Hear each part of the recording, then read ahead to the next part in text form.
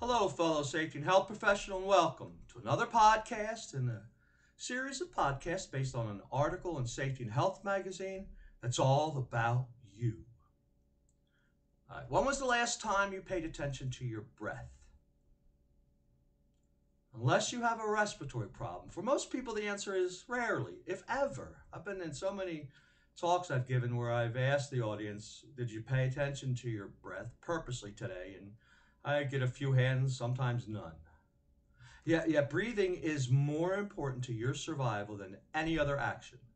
Nothing else matters more to keeping you alive than taking in and releasing air. So why don't we pay attention to it more? I believe it's because it happens so often and so regularly. Humans breathe about 17,000 to 30,000 times every day. So that it becomes nothing more than background noise, blocked out by our constant flow of thoughts and all the stimuli we get from the outside world.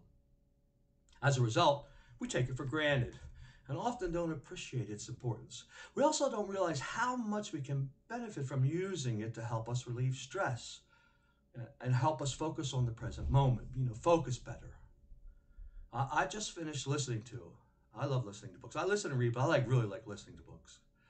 And the book is called Breath, The New Science of a Lost Art by James Nestro.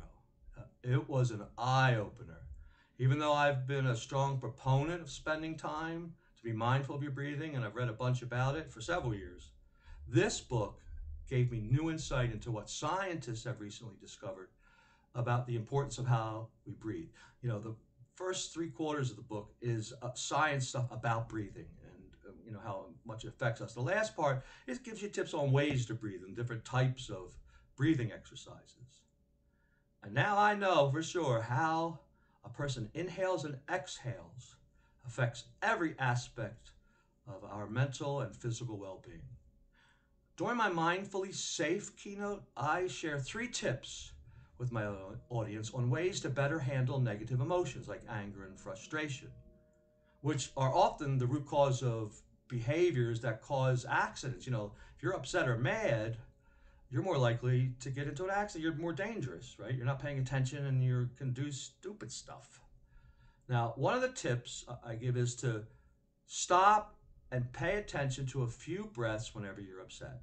And then the other one is, another one that I do is to pick a time during the day, or more than one, I pick 2, to notice your breathing purposefully. Just like when you practice the guitar, you're practicing scales. You're noticing how you're doing it.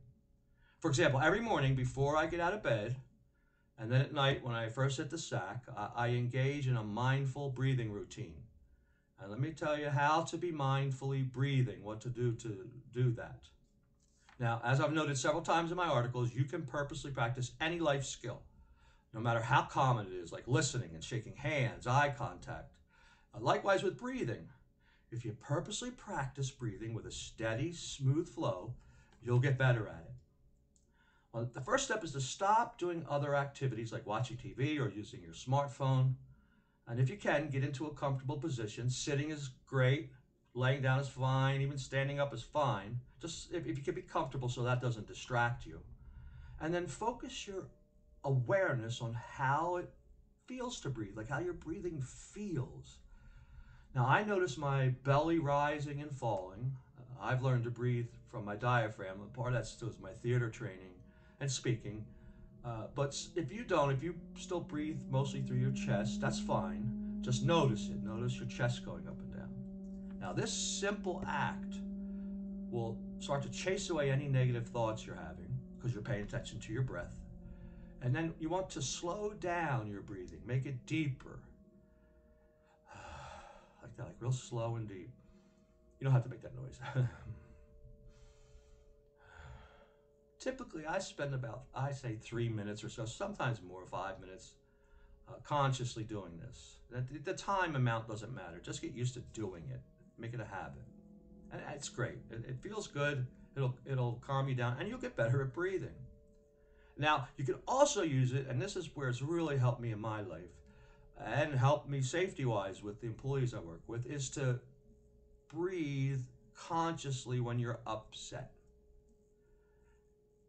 I had a flight I was taking to Toronto one time, and it got delayed, and it was a really big convention. I was like the keynote opening speaker, and I might have missed the convention because I had a layover, and then I'd missed a layover, and I was speaking next morning, and this was later in the day, so I was like, no, please, no.